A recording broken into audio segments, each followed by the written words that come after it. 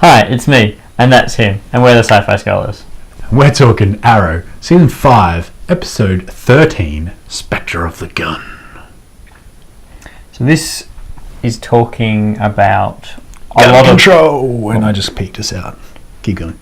Oh, gun control, yeah, and also has a lot of Wild Dog's history and why he likes guns. Well, he doesn't really like guns, but it talks about his history and how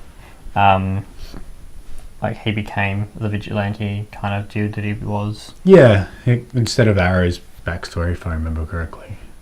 Anyway, it was good to have that groundwork because he has become he's kind of more main character than some of the other secondary characters. Like Ragpan, who's disappeared. Yeah, and Evelyn Sharp, who's also disappeared.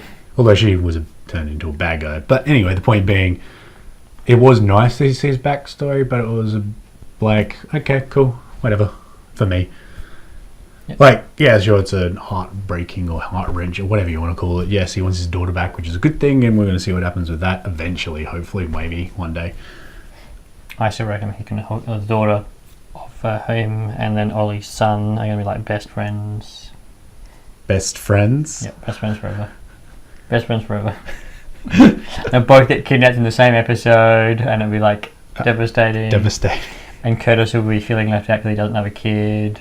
And yeah. Although, there was a fair bit of conflict between Curtis and Renee in this one, because obviously Curtis is pro-gun control and Renee is anti-gun control. Yeah, that's right. And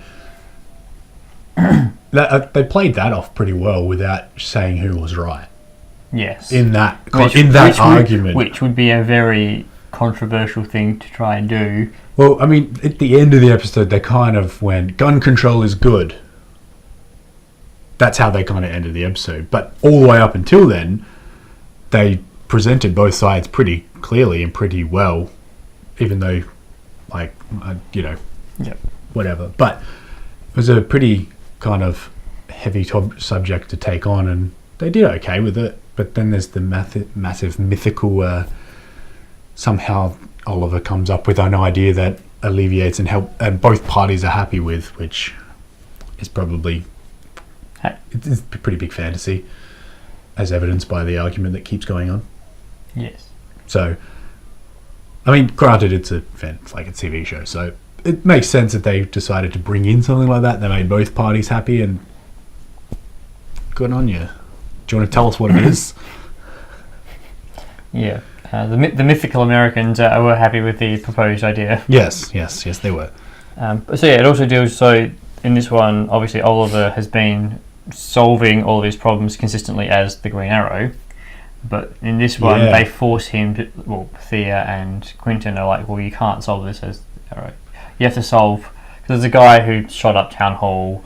What I liked about that as well is he wasn't some bad guy. He was just a dude who had enough of everything and decided that guns was the way to do it.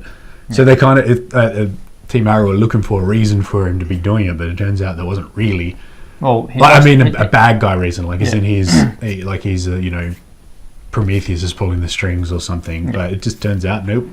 Yeah, he's just a guy who's down on his luck, who had family killed and stuff, and it's gone just that step too far, and he's out for revenge, basically. Yeah. Society screwed me over, society failed me, didn't protect my family from guns, therefore I'm not protecting society from my guns. Yeah, which I thought was an interesting story to tell within a superhero show. So yeah, it's probably, for me, it wasn't really that strong an episode. In the context of the season, it was a little bit of a dip for me. Yeah. The title was called Spectre of the Gun. Yeah, that is a cool title. I was like, this is going to be awesome. And then I'm like, I was really hoping for some kind of Deadshot kind of character or something. Some sort of really insane sniper or John Wick style shooting or one. I was expecting that when I saw the title. This is going to be crazy. And it's entirely different, but it is talking about That would have been a cool story though. The whole... If there was a John Wick character. Yeah. I love John Wick, just so. So it would have so that's what I was expecting, but then it was more about the effects of guns on the general population, which the title still makes great sense, and it's but the title is just, in my opinion, one of the better titles for the season. Like, Yeah. a lot of titles are very basic, but this is just really cool. Yeah, it was a cool title. Too bad the episode didn't quite live up to the coolness of the title. Well, you have to balance things out. Yeah. This one's a cool title, but not as cool episode. That one's a good episode with a dodgy title. Yeah, overall it's a fairly decent episode. You got Wild Dog, I always forget his real name. Renee Ramirez. Yeah, that's it. Working with Quentin. Yep. That's a cool dynamic. Yes. Yeah.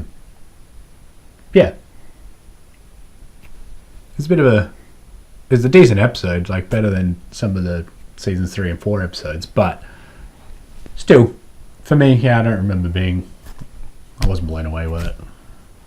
Yep. Cool. So let us know what you guys thought of that episode. Thanks for watching. Catch you next time.